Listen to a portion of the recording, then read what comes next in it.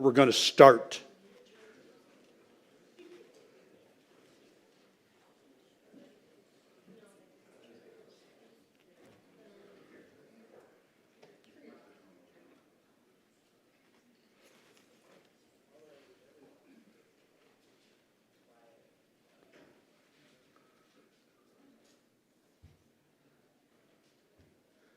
Hosea, is that really loud or is it me? Is it loud? It's loud.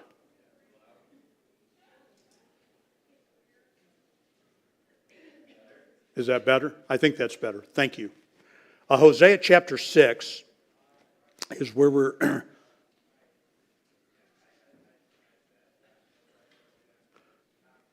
Let's go ahead and pray. Our Father, we pray your blessing upon our time together in Sunday school, that we would be mindful of your word and mindful of our own humanity and our own tendencies and the way we deal with the text of Scripture. Help us always to be faithful to you. Thank you for a long heritage of people who really struggled and labored and toiled to exalt and honor you in every part of life. We pray your blessing on our life and our church in Jesus' name. Amen. Hosea chapter 6 and verse number 7. I want to read just one verse this morning. We're, of course, doing more history than we are theology at the moment. Hosea chapter 6 and verse number 7. And we're going to read it. I'm just going to make a couple of comments, and we'll come back and bring it into the Sunday school lesson here in a little bit. Hosea 6:7. But they, like men, have transgressed the covenant. There have they dealt treacherously against me. They, like men, have transgressed the covenant. And if you're sitting there this morning with an ESV in your hand or a New American Standard Bible, then you know the verse reads this way: but they, like Adam, have transgressed the covenant. And the very simple answer for that, folks, is that the word Adam and the word man are virtually indistinguishable in the Hebrew language. They are one and the same. And that is going to matter in a little bit when we talk about where we are this morning. Broadly, we're dealing with what I'm calling major religious influences in America. And my premise is that what we believe, we do not believe in some kind of a vacuum. That what we believe in a certain context. And I'm not saying that we don't believe the Bible. I'm saying that we bring the Bible to bear on things that are going on in the world or things that have a historical connection. And this is a reality. And part of our wisdom, I think, needs to be learning to recognize that. That we, like every other group of people, are interacting with the Scriptures, not just purely, but within the framework of our own experiences, expectations, and cultures. And so what I want to do this morning is deal with one of the earliest of the colonial religious controversies. It is called the Antinomian controversy, and you're perhaps familiar with the word, with the phrase. Antinomian refers to being against the law or in place of the law, really. And we tend to think of it as, or if we think of it, perhaps we think of it along this way, that somebody who is antinomian is somebody who is against all rules, all regulations, some kind of anarchist, some kind of godlessness. But that is not at all the way that it was used here. It took place in the Massachusetts Bay Colony. And it took place over the years about 1636 to 1638, so almost 400 years ago. And so the Massachusetts Bay Colony, I just want to begin by going back and revisiting a little bit of the history. The Massachusetts Bay Colony covered most of modern-day Massachusetts.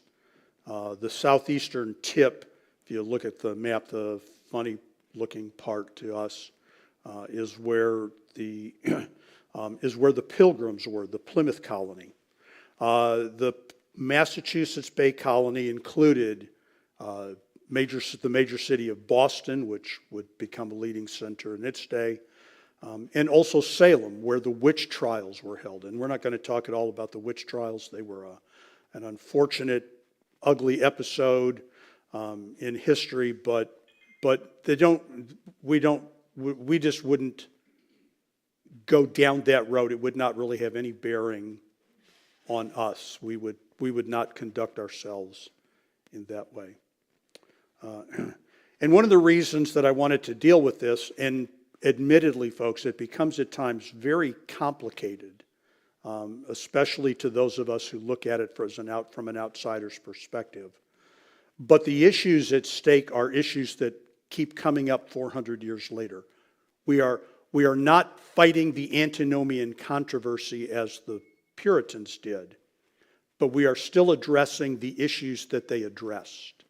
And I hope that we can see that as we go. Another one of the reasons that I wanted to tackle this is that the concept of Christian nationalism is making a big resurgence. And it's not only making a big resurgence in churches, it is making a big resurgence in the world. And when the world takes note of something that Christians are doing, it is worth noting that the world is paying attention to us. And you probably know that a movie has been made recently denigrating it, and it's become, of course, highly critical. And part of the reason for that is that the world fully understands, as do Christians fully understand, what is at stake. Christian nationalism, you could argue, first took over Europe. The church after Pentecost began to move from the east always to the west. Paul wanted to get to Spain, which was really about the outer known edges of his world at that time. He wanted to cover the globe as he understood the globe to be. And then Christianity, of course, did come to Europe. And then a form of Christian nationalism is being attempted by our Puritan forefathers. They want to establish a Christian colony, and that is their goal.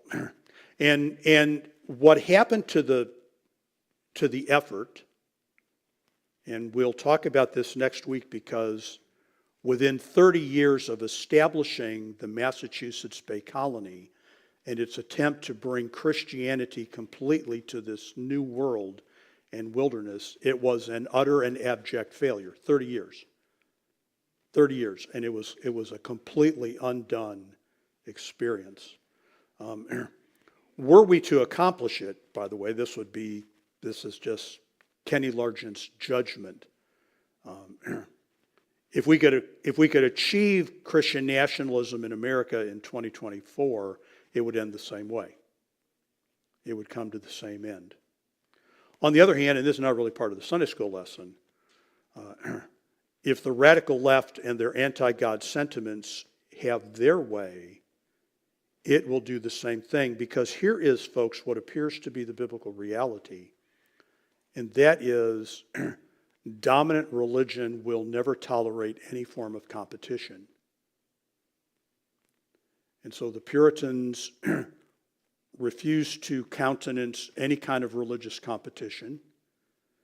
And the secularists, although they would deny all day long that they are religious, will not tolerate any form of competition.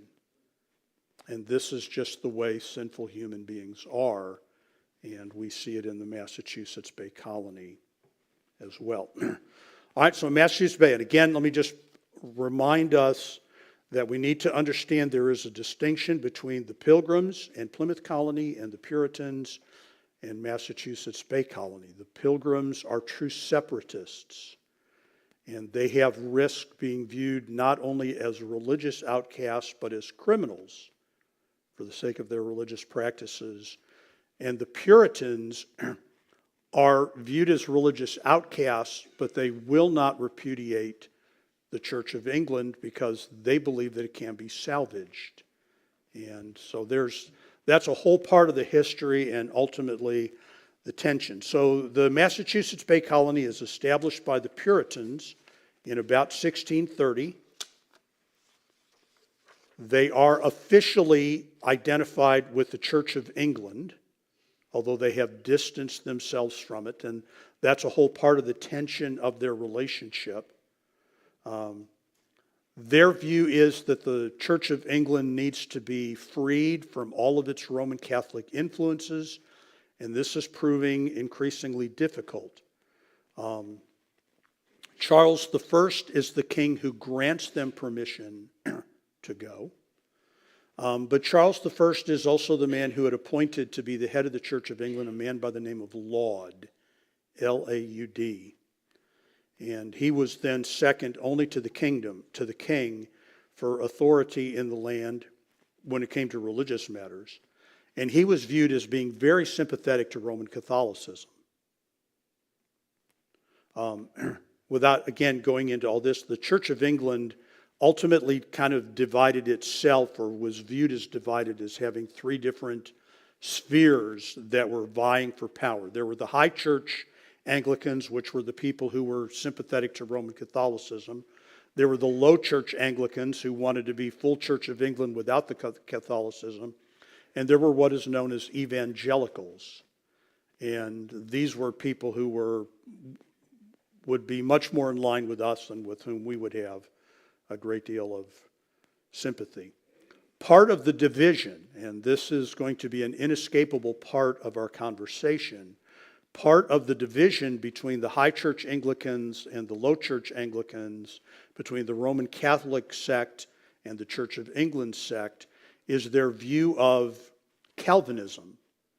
The High Church, the Roman Catholic people, are very clearly viewed as Arminian in all of its forms, which is that virtually God made salvation possible, but virtually the entire rest of it falls upon your shoulders, both to obtain it and to keep it and to lose it, if you want, versus the Calvinists who did not believe that at all, and we, of course, will come back a little bit more to that.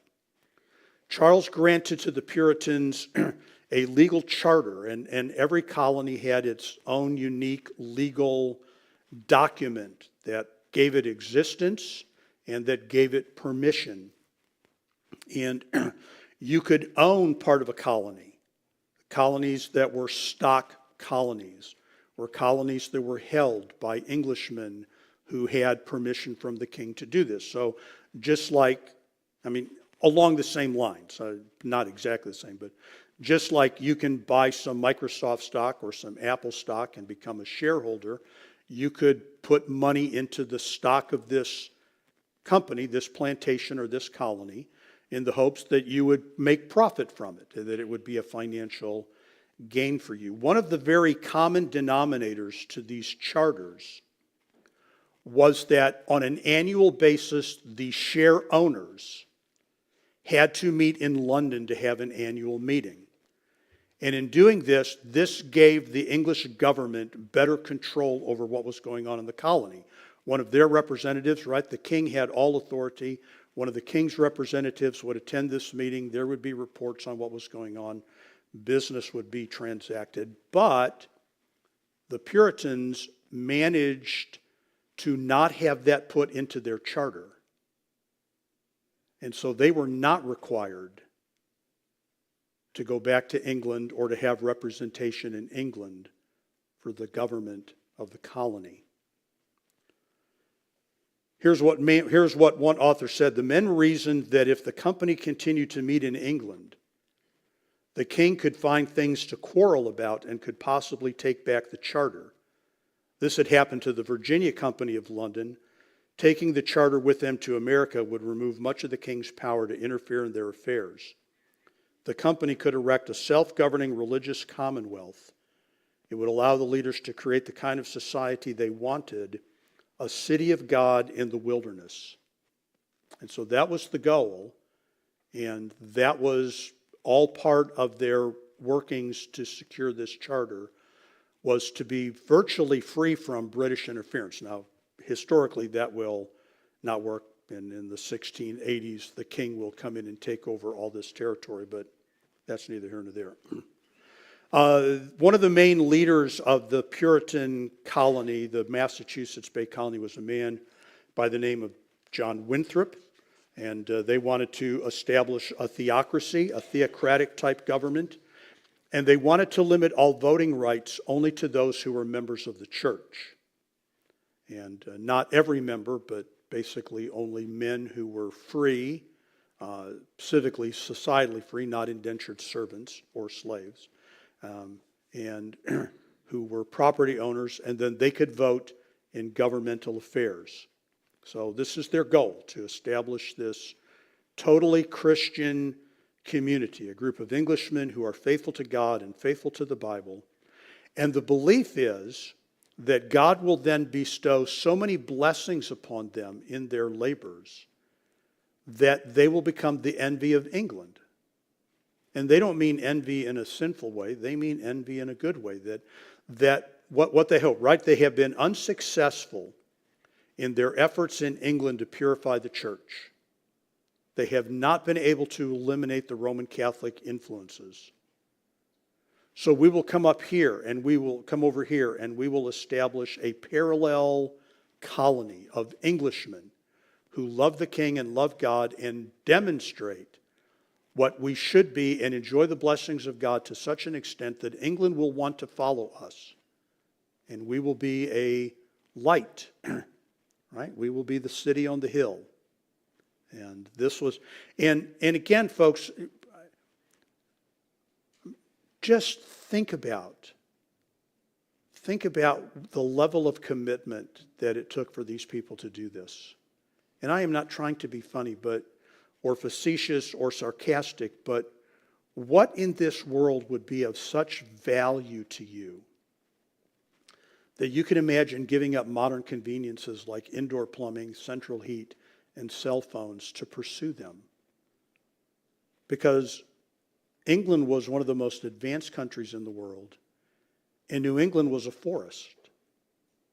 And there was nothing there. Whatever would be there, they would build. Right? No criticism of the Native Americans, but they were not civilization builders. They lived on the land, they used the land, but they were not civilization builders. The civilization as we know it would be built by these people who gave up everything to come over here. So you can find it if you care on the internet. John Winthrop preached a message to that end from Matthew chapter 5 and verse number 14 that mapped out the potential blessings that awaited them versus the pitfalls that would befall them. And the pitfalls were many. One of the later successors to the Puritans, a man by the name of Cotton Mather, said of his Puritan ancestors, he said, how did he put it? And this is not going to get it exactly right. Piety bred prosperity. Piety gave birth to prosperity, and now the daughter hath consumed the mother. And that's the characteristic of the worldliness of the New England colonies by the late 17th century. So back to the Puritan colony, continuing a pattern that is part of this Christian nationalist mindset, part of the medieval European mindset. Courts not only deal with what we would call civil matters, or literally the last 6 of the 10 commandments. Courts would be established to deal with the first 4 commandments, the commandments relating to the worship of God. So this is the nature of the colony, and we've already kind of talked about this. What would you expect their attitude to be then towards those who disagreed with them? And the answer, folks, is complete and absolute intolerance. So that the Quakers, who could be very trouble-causing people, were just told to leave. The Baptists were not tolerated, and if they were tolerated, they were not going to be allowed to vote, because you can't vote unless you're a member. Right, this is a stretch, but it's not entirely a stretch, folks. Imagine if you could only vote if you were a member of the Democratic Party. Or conversely, imagine if you could vote if you were a member of the Republican Party. Otherwise, you're not allowed to vote. You could imagine how frustrating that would be on the outside, and you could imagine what it would do to an election, because here's a man who at heart is, let's say, a Democrat, but he has to belong to the Republican Party, so he joins the Republican Party, and then every chance he gets, he votes for the Democratic position. But this is the world that they inhabit. And the antinomian controversy is one of the many tests that they faced on this kind of thing, in which their theological position, which is difficult, comes into conflict with people and their practices, which are equally difficult. Right? Let me just give you some names. These kind of are the main characters. John Winthrop, who is the civil governor of Massachusetts Bay Colony. He is a very devout and religious man. He is a godly man, but he is not a minister, and he has not been trained in seminary or theology. Another pastor, a man by the name of John Cotton, who was recognized as one of the leading preachers and ministers of the Puritan world, who had developed a tremendous reputation in England, and who came to the colonies, and who pastored a church, and who was, by all accounts, right? I mean, he would be like the Spurgeon of his day. He would be a man of John MacArthur's stature and caliber in our day, a man to whom so many people looked for guidance and leadership, a tremendous speaker, and a woman by the name of Anne Hutchinson. And Anne Hutchinson is going to be the representative of the dissenting position. And these are the people and characters around whom this antinomian controversy is going to revolve. All right, so let's just try and again, all right, I'm not trying to insult you. I have just done so much reading on this, and some of it is just going to be lost on us because we do not breathe that air on a regular basis. It is not a part of our world. Okay? As part of the Puritan mentality, right? Here we are. We sitting in the auditorium this morning constitute the entirety of the Christian population of the known world, and which is not because there are other colonies, but let's just go with that for now. And our goal is to establish a civil government that will be a model to the world about the blessings of God in light of obedience. Now, we hold to a pure and true Calvinist doctrine. And you know that Calvinism is often taught in terms of the word tulip, the T being total depravity, right? The L being limited atonement, the I being irresistible grace. If God calls you to be saved, you cannot resist, and the perseverance of the saints. And the U stands for unconditional election. Now, when in the 21st century, in a Baptist church like ours, we have a conversation about Calvinism, whether we're having it in friendly terms or unfriendly terms, we are almost always talking about the limited atonement portion of Calvinism. Can everybody be saved, or can only a few people be saved? And depending upon how you're going to view the whole issue and interpret it, you're either going to view that as God being very unfair and arbitrary, or actually you're going to argue that those who hold that position are very wrong because that is not God's position, or something along those lines. Those tend to be the... And by the way, and we will come to this, but I don't know that I would die on this hill, but I know I would be comfortable in saying this, that probably nobody more so than the Baptists drew that line very clearly. Because the Baptists as a denomination very quickly divided itself into a general Baptist side, Christ died for everybody, and what was known as a particular side, Christ died for the elect. And so to this day, folks, Baptists are generally either general in nature or they are particular in nature. And Baptists have just right? Kind of embraced the conflict and taken the label in any event. That's the way we would view the argument. The antinomian controversy wasn't about the limitations of the atonement. The antinomian controversy was about the fact that salvation was unmerited, or as it's put in the tulip, unconditional election. What does unconditional election mean? Well, it most certainly means, at a very minimum, that God did not pick you because he saw that you first picked him. Otherwise, it wouldn't be unconditional, would it? But what unconditional election really means is this: nothing that you do can incline God to pick you. Nothing that you do can incline God to pick you. So to be a Puritan, folks, there is a sense, I would argue, and of course, I'm not a Puritan. And although I would, if Christian nationalism came, I would rejoice, but I'm not sure that I can officially support it.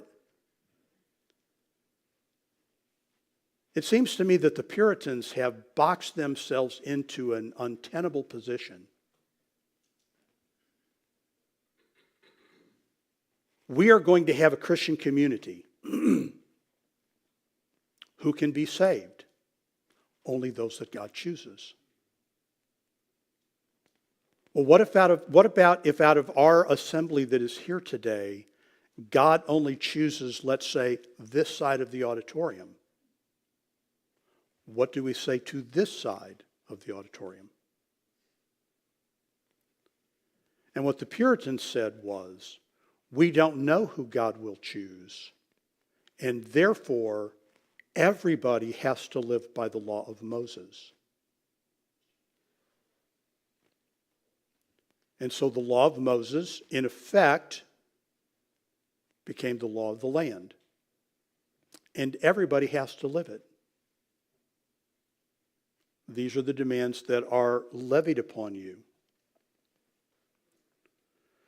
So that fundamental to the conversation, right, is the role of works. And right, so don't tune me out and don't lose me, folks, because this is the part that we are still talking about 400 years later. What is the role of works? What is the role of works? If somebody makes a profession of faith and not one portion of their life has any evidence of Christianity, does that mean anything? Can you make any judgments about them on the basis of that? On the other hand, suppose that somebody is very well behaved, very respectful. When they come to church, they look like they have dressed to come to church. They have a Bible in their hand. They sing the songs. Does that mean they are saved? How do we know? Can we know? Are we supposed to know? But folks, if we have a whole series of courts, or at least one court that is designed to look at and inquire into and decide on religious matters, then we're going to make judgments about those things. This is what is going on. And this is one of the reasons that I read Hosea chapter 6 and verse number 7 this morning, because the Puritans were, you've heard the word many times, the Puritans were not simply Calvinists, they were covenantal in their theology. And their covenantal theology position begins in Hosea 6:7. They, like men, have transgressed the covenant. Again, I've already mentioned this, and those of you that have if you have a New American Standard, or those of you that are looking here at an ESV, and those are the only three versions that I looked at. So I don't know, have any, well, that's not true. Because I looked at what the Bible the Puritans were using, which was the Geneva Bible, and the Geneva Bible reads just like the King James Bible. They like men. Now here's the Puritan covenantal position, that Hosea chapter 6 and verse number 7 is not referring to men plural, mankind, but is referring to Adam specifically in the Garden of Eden. And that God had made a covenant with Adam in the Garden of Eden, that his continuing existence in the Garden of Eden hinged upon his work. That his obedience to the command of God concerning the garden was what would cause him to continue to live in the garden perpetually. And you don't really find that in the book of Genesis, but you could make the case. I don't know that they're right, but you could make the case in Hosea 6. That just as Adam violated what is known as the covenant of works, right? Adam got kicked out of the Garden of Eden because of his bad works. And we're not going to let you live in the Massachusetts Bay Colony unless you have good works. And so the laws are going to be that these are the kind of works that you have to do. Now, we really hope that you will come to saving faith. And we're eventually going to argue that some of these works, some people are going to argue that some of these works actually produce saving faith. This is where we are in the 1630s. So this, again, all goes back to these, right? And these are the things that kind of make it difficult for us, folks, because we generally do not breathe this kind of air, right? I mean, I'm not trying to insult you. I really am not trying to insult you.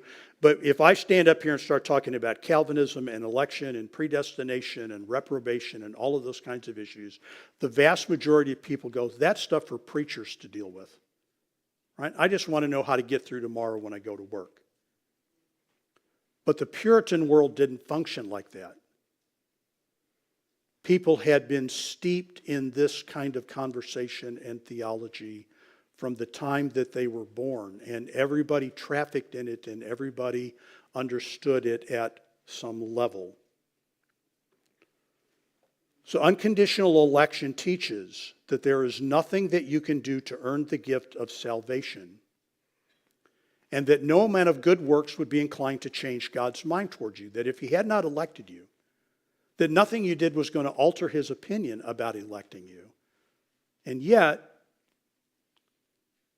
since you don't know, you might as well keep the Ten Commandments anyway. Be good for you, and certainly good for the culture.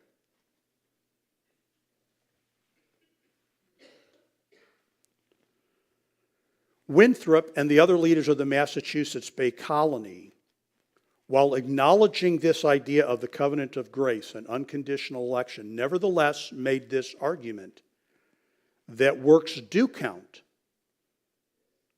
I mean, so let's just go out here. Let me stop for a minute. Let's just go out on a really skinny limb, folks. If you have been taught from the time you were able to sit in a nursery that nothing in your life is going to impact God's election of you, you're either chosen or not. Is there anything that would stop you from doing everything that you wanted to do? Right? I mean, if I'm either chosen or not chosen, then what incentive do I have to live in any kind of a moral or upright sense? Do I have any obligation to live in a moral, upright sense? And you could make the argument, well, you live in a civilization, right? So you shouldn't go around killing people because that has nothing to do with religion necessarily. It's just not good for society, but that's not the argument they were making. They had no concept, folks, of the world that you and I inhabit, a secular society.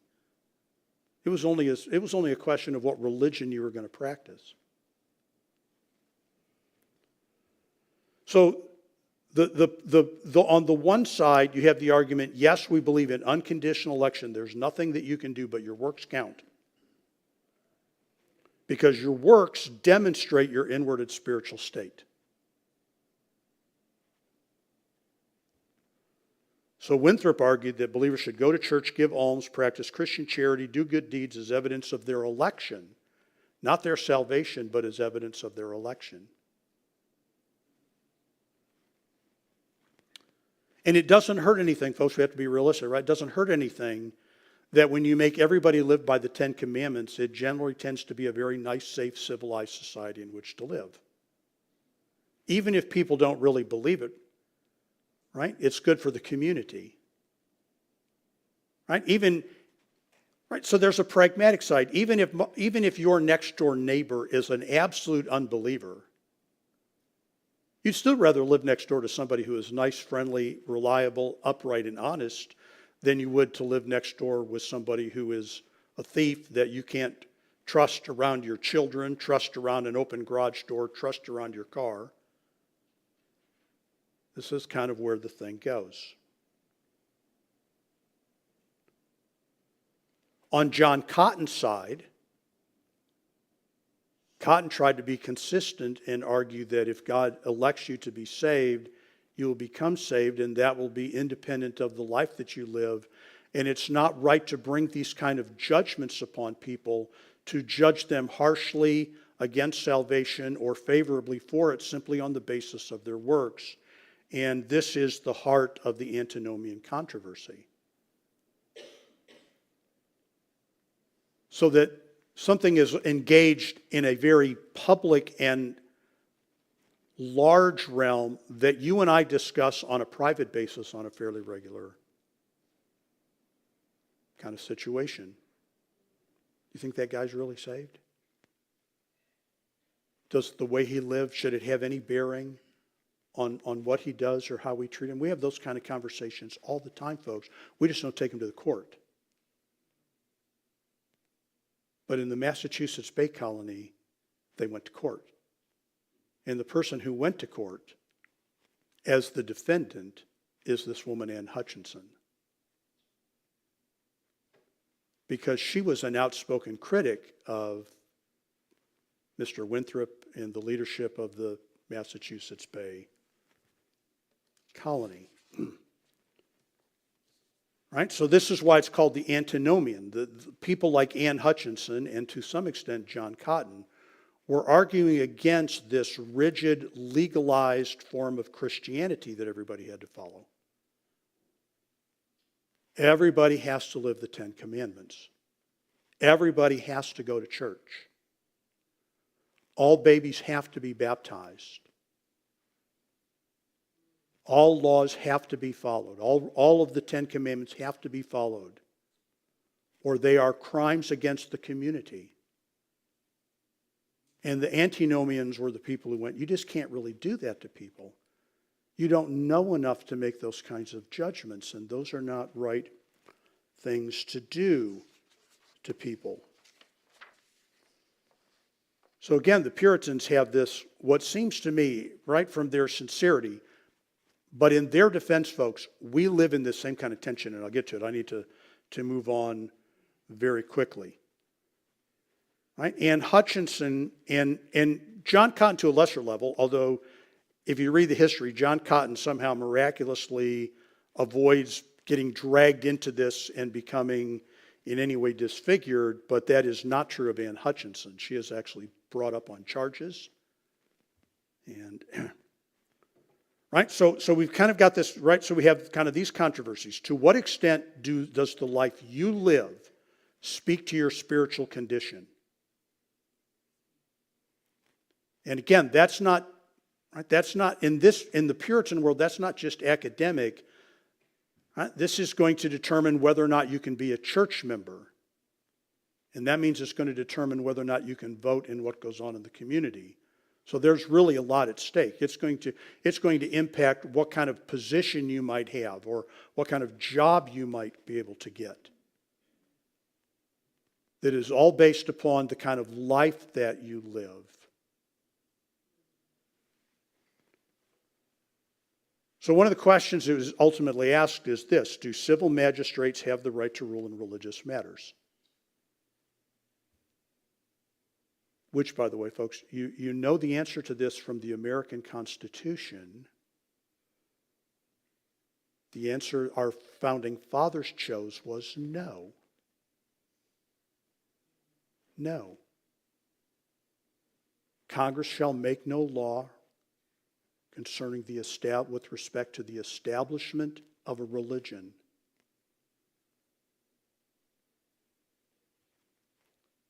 So that the government can't operate a religion and then penalize people for not being a part of it.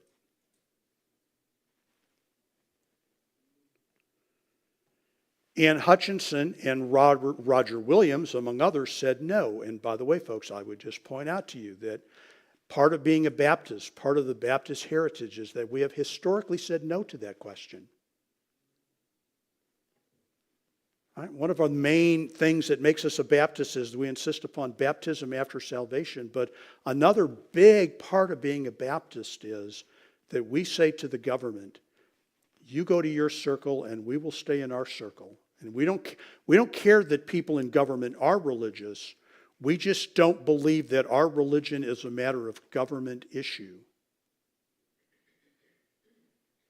We'll deal with people who don't go to church and who don't live right, but we don't think that that belongs to the government.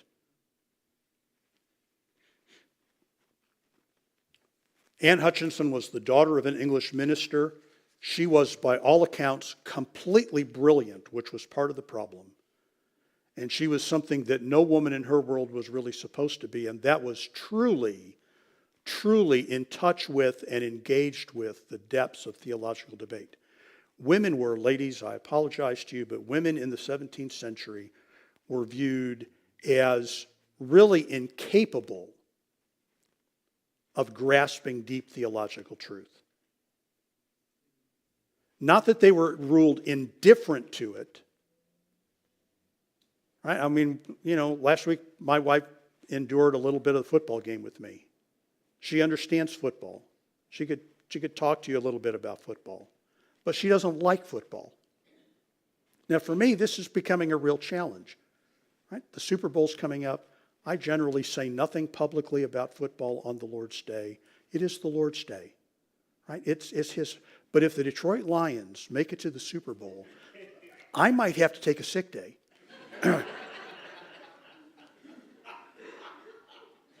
But this is not anything that would ever cross my wife's mind. She would just never go there.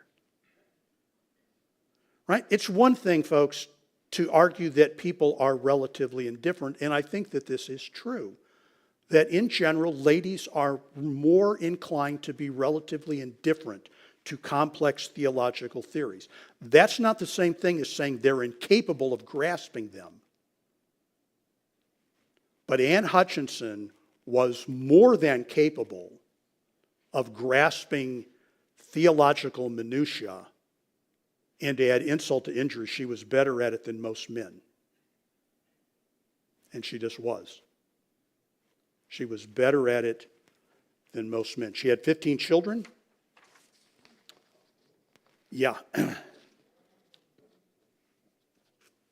And she was also a participant. This is something that became common in New England, in the Massachusetts Bay Colony, is that people would do their best to make notes of the minister's sermon, and then there would be meetings held in homes, and the minister's sermon would be reread, and people would engage it, not critically, but helpfully. But then Ann Hutchinson committed the sin of criticizing a sermon. And she began to criticize the sermons of the ministers that taught that even though you're not saved, you should still do the good works. And even if you don't know you're elect, you should do the good works because God may elect you. And even though we don't really know that you're saved, you're doing the good works, and so therefore you get to be a member of the church and have voting rights. She criticized that. And in 1637, she was put on trial, and she was facing 3 charges. How am I doing? I'm just running out of time here. Right? Charge number 1 was a woman exercising authority over a man because she was teaching. Number 2 was that she denied the importance of works in the life of people. And number 3, she was accused of being a heretic who claimed the ability to know who was saved and who was not. And Ann Hutchinson, I'm not trying to defend Ann, but she made a critical error in that in the course of her prosecution and her defense, she basically stated that she had this kind of knowledge because God told her. And that really is a dangerous thing to say, folks. Right? That really is a dangerous thing to say. That God told me who is saved and God told me who is not saved, and God communicates to me directly. She was convicted. She was banished from the colony. She ultimately moved to New York after her husband passed away, where she was unfortunately killed by an Indian attack in 1643, which John Witherspoon regarded as God's just recompense for the American Jezebel. That was how he viewed her in her death. Now, again, very complicated, very complex, very nuanced in ways that perhaps we just would not appreciate, but they touch upon some issues that we still discuss. Let me go over them quickly. What is the relationship between works and salvation? And we in the Baptist world fully recognize that you will not get saved because of the works you do, but we in the Baptist world also know what it is to look at the way somebody lives and wonder about their salvation. To what extent do works matter, and what do we do about that? Secondly, what is the responsibility of an institution, whether it be a civil government or a local church? What is the responsibility of an institution to enforce religious behavior upon people? And again, folks, this is right. It's a 400-year-old argument that they had, but it's a modern argument that we have. At what point in time does a church cross the line in saying to people, you can't do that? Or at what point in time does an individual believer even cross a line by calling out somebody's conduct? And I would just point out to you, right, I would argue this, that most of us have distinctively much more American mindset about that than we do biblical mindset about that. Our churches are absolutely filled with people who believe that how they live is nobody's business but their own, which is completely contrary to the Scriptures. On the other hand, I personally am firmly convinced that in many times, particularly in the ultra-fundamentalist conservative Baptist world, churches and pastors horrifically overstep their boundaries with regards to what they expect and demand of people. But that's a subject for another time. Third question, what are the boundaries of religious freedom? How free should you be in a civil society? And you can see, folks, our founding fathers were not men who lived in a vacuum any more than we are. They had, their ancestors were these people. England was their heritage. The Pilgrims and the Puritans were their forefathers. They looked to see how that went. They saw how things denigrated in civil society when the church was running the government, and they didn't want that. Now we're 250 years in, and we're going, it's not going very well when the church has no role in government. And I would just say that always and in all places, we're reminding that there is only one who is worthy to be both the government and the church, and that is Jesus Christ. That is Jesus Christ, not us. And then I hope that we have a growing sense of how difficult it is to separate our theology from the reality of the world around us, and how oftentimes we're inclined to press for theological conclusions that support things we believe or we would like to see happen. So, all right, I got to stop there. I'm running out of time. There could be much more to say. But next week we're going to get to something maybe a little more familiar with us, where we'll turn our attention to America's First Great Awakening and some of that came out of that. Okay, we'll be back at 11 o'clock.